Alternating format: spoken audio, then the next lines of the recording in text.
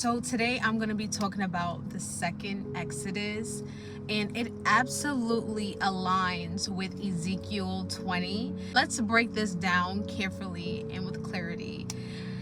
The second Exodus is when Yahuwah will once again gather his people, not just from Egypt, but from all nations where they've been scattered, just as he did in the days of Moses, but on a much greater scale. Will involve a divine calling out of bondage, a wilderness season where he will purify, prepare, and reestablish his covenant with his remnant.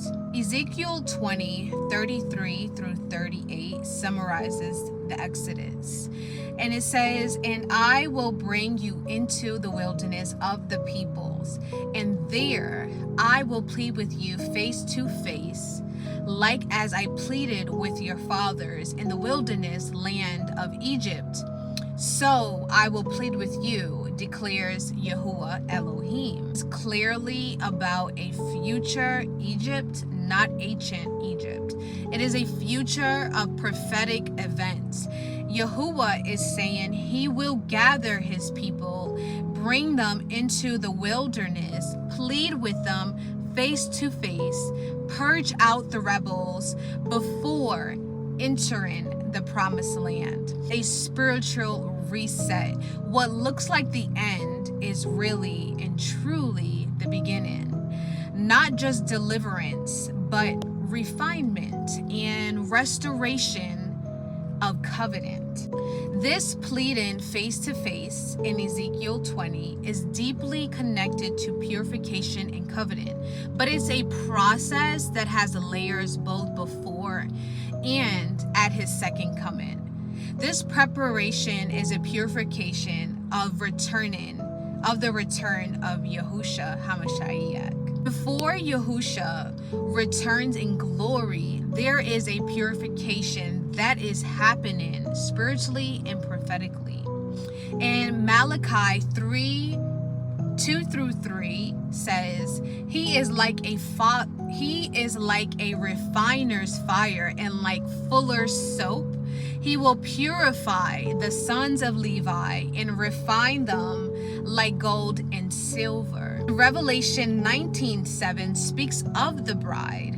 For the marriage of the Lamb has come and the bride has made herself ready. This means there is a remnant of people being refined as I speak to respond to the call of repentance, of covenant restoration, and walking in set apartness. That's part of what many who have awakened out of their slumber in Isaiah, I believe 53, don't quote me on that one, but have been preparing for this event.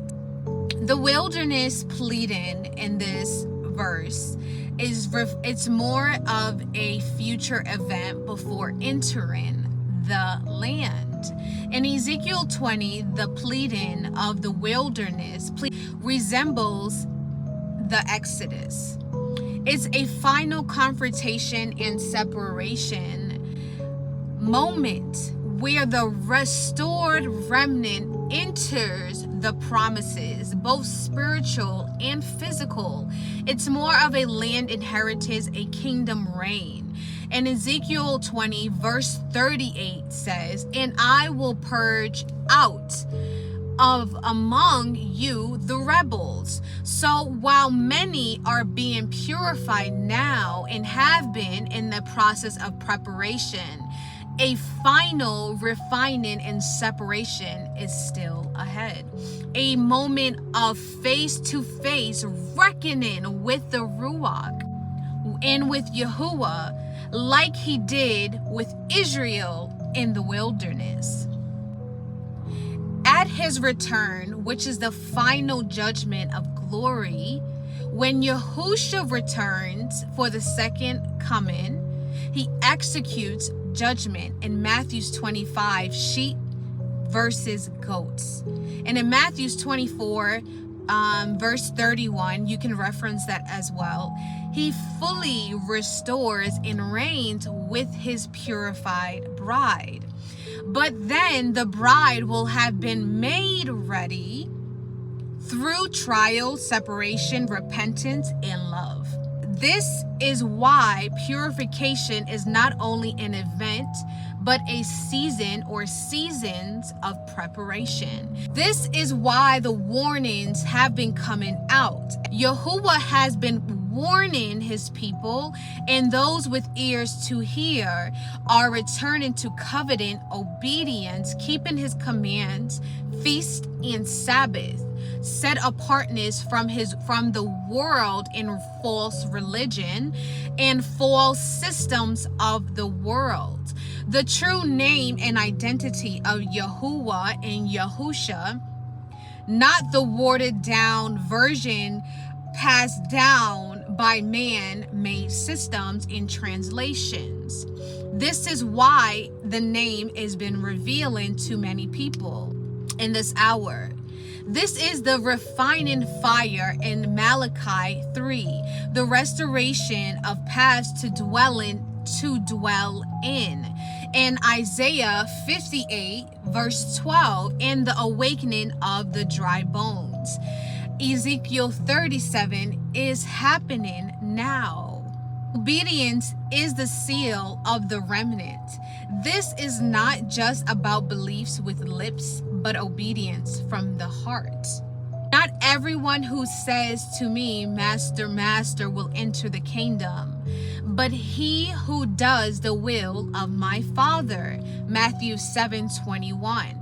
Those who say they believe but don't obey will not be protected as the same way as the true remnant, Yasharal. They may not be left behind, but they will go through a different preparation. They will have to go through tribulation, level of judgment, because they refuse to obey and refuse correction. A part of the process of the remnant who is obeying covenant and Torah and the Sabbath and obeying with their true heart of relationship with Yahuwah and Yahusha, those are the remnant that will be considered hidden from this physical battle and wars and climate that is to come. And this lines up with prophetic patterns. In Revelation 12:6 and 14, the women that is described that goes into a place of safety in the wilderness, this is that revelation.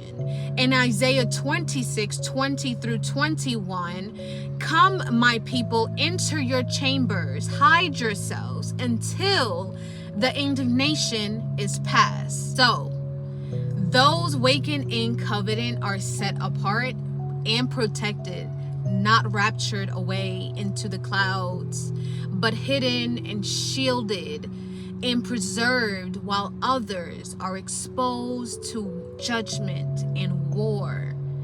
I hope this brought enlightenment to those listening. I know it did for me, because there was pieces of this that I was missing, and I praise Yahuwah for continuing to lighten me to help those that are walking in covenant and relationship and praying in secret places to the Most High. Joy, peace, and love be with you all. Shalom, until next time.